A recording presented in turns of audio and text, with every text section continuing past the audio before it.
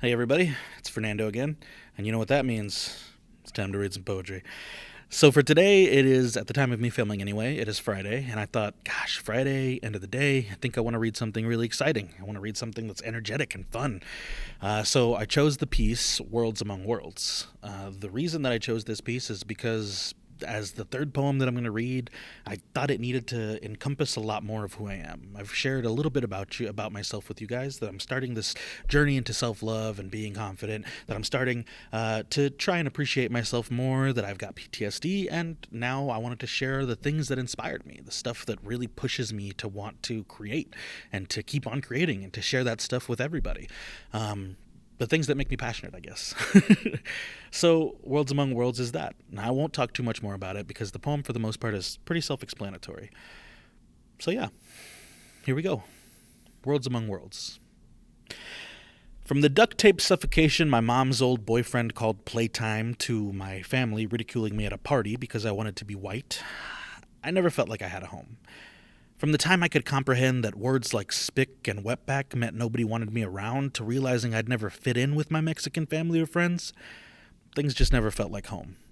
From the moment I realized my brown skin made me a target, my language made me a foreigner, and my body made me ugly, I knew I didn't have a home.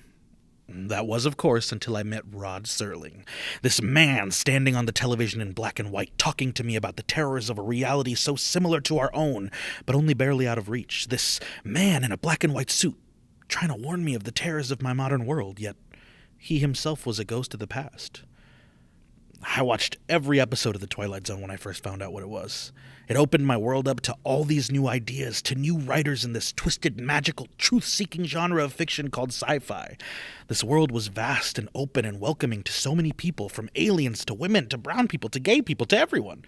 These stories and books, my comics, my movies, my world, they didn't exclude anybody. In these universes, I could find someone like me. And this became the pillar that I'd stand on as I built my life and picked up a pen to start sharing my stories for the first time. And it was in my stories where I felt this small inkling, this warmth like light from a new land. It was in my characters I found out who I was. It was in the tales and tragedies I faced with these made-up people that brought me closer to a place I could call home. These stories made me feel liberated from the world we lived in, where the passionate and powerful speakers of the past, people of my skin color, people who represented the part of me I disowned as a young boy, would be shot down for sharing their ideals. Radical and crazy ideas like love and happiness for every single person. Equality. How absurd. My stories made this world feel like pain. So I'd stay up writing my science fiction universes and live inside of them. And then one night I fell asleep at my desk while writing. One of those nights when I sob into my stories and I pray for a day when I can feel something better. Better than depression, better than bitterness and anger. I dreamt of something that night.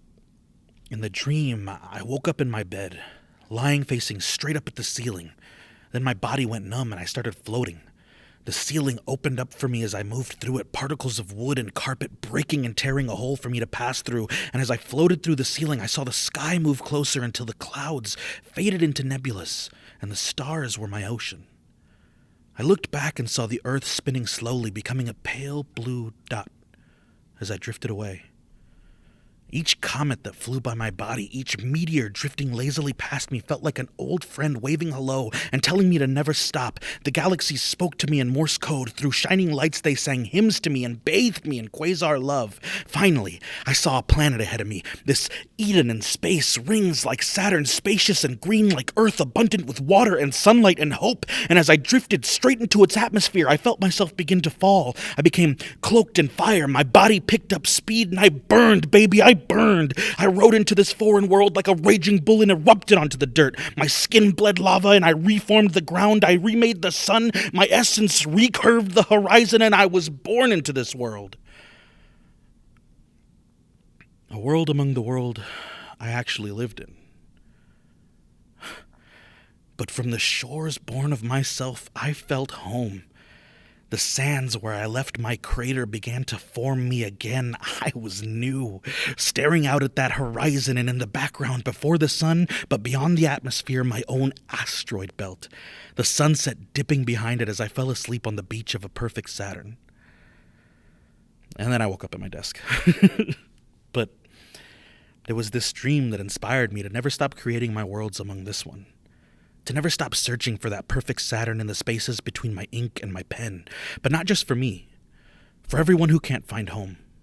For all the people looking at the voices of the past and hoping they can find somewhere they belong, my perfect Saturn is for anyone searching for a world beyond this one.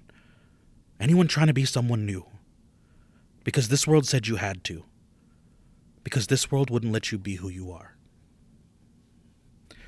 Thank you, everybody. Have a good weekend.